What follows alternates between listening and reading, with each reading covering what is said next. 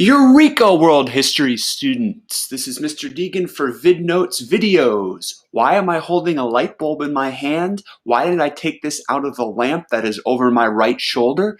Well, we're talking today about the innovators of the Industrial Revolution. Unit 6 talks about industrialization and imperialism, and lesson 2 talks about the inventors and scientists and doctors who improve our lives for the better. But the light bulb was invented by Thomas Edison during the Industrial Revolution. It allowed us to work at night. Eureka indeed. So, the guiding question today is, how did the inventions of the Industrial Revolution change the way we live and work? The Industrial Revolution changed two specific industries throughout the world. It changed agriculture, the way we farm and grow crops and raise livestock, and it also changed the textile industry, how we make cloth, which is a pretty basic product for our existence.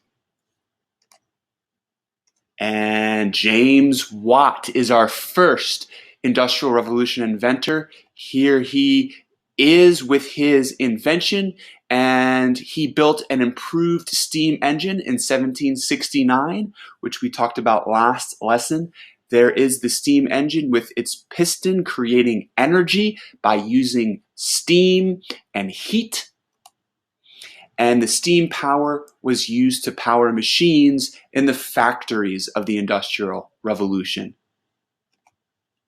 Next, we have James Hargreaves. Here he is with his beard. What was his invention and contribution? He built the spinning jenny in 1764. The legend is that he named this invention after his daughter, Jenny, who was spinning yarn in their living room.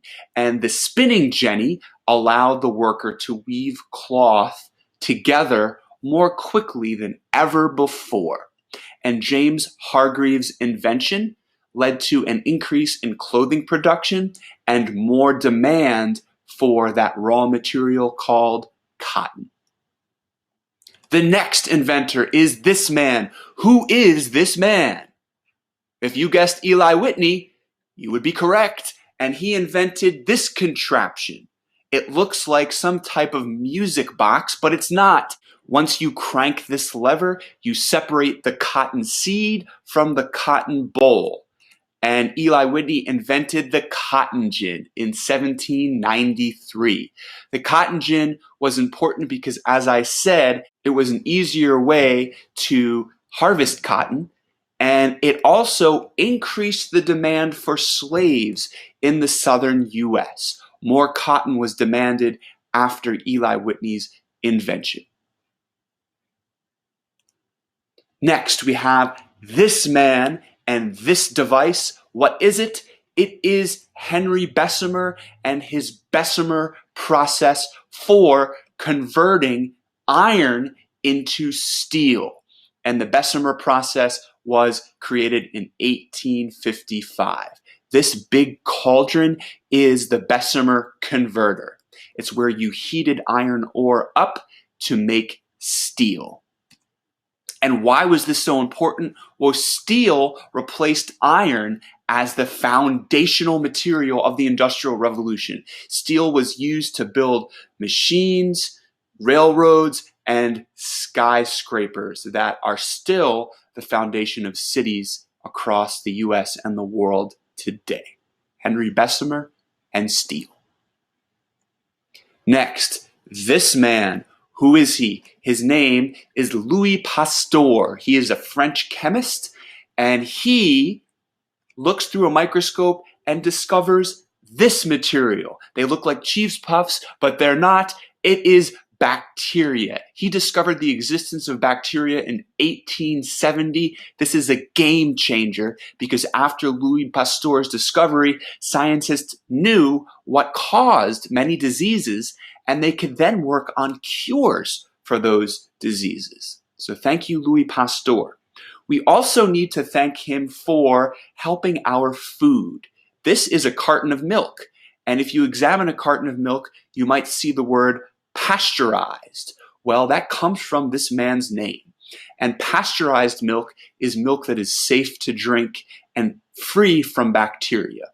He invented the process of pasteurization, which is when you get fresh milk from a cow and you heat it and cool it so that all of the bacteria is gone and you get healthy milk.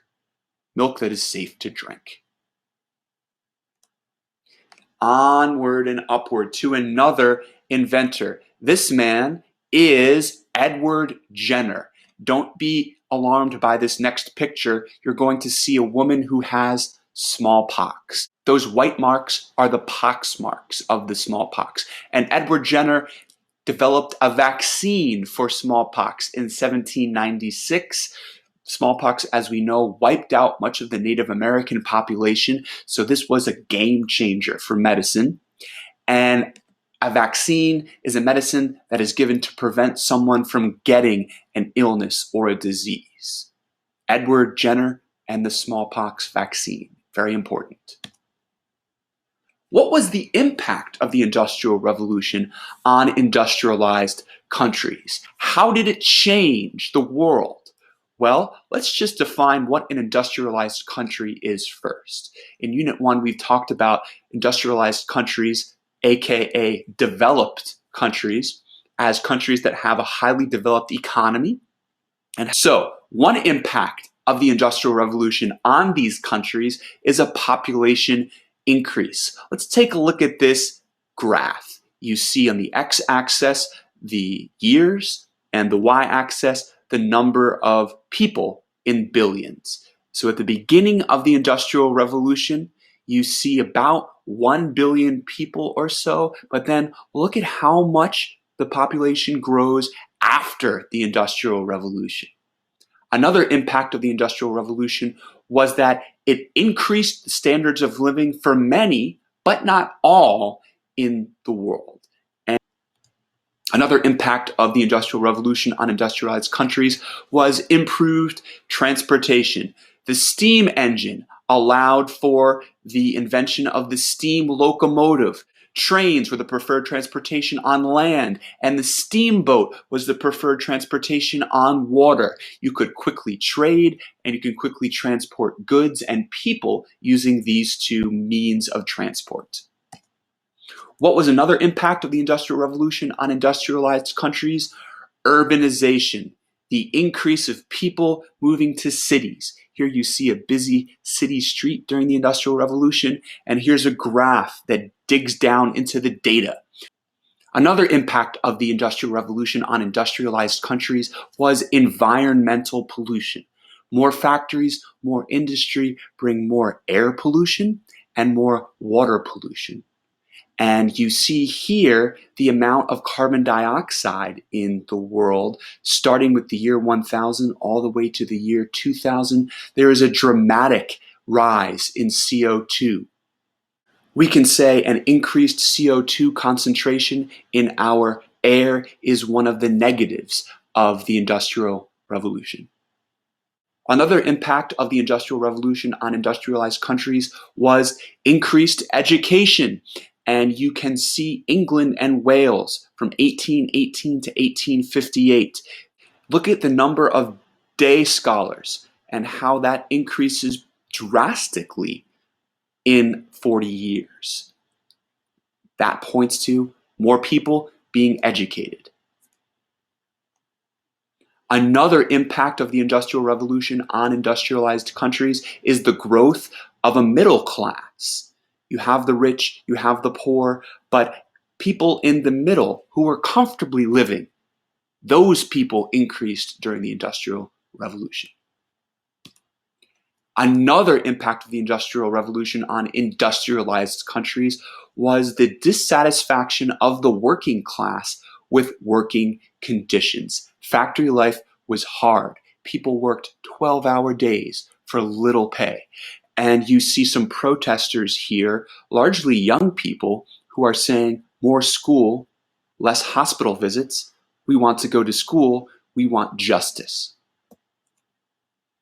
And that is it for Lesson 2 of Unit 6. Please fill out those summary questions. Until next lesson, this is Mr. Deegan, signing off.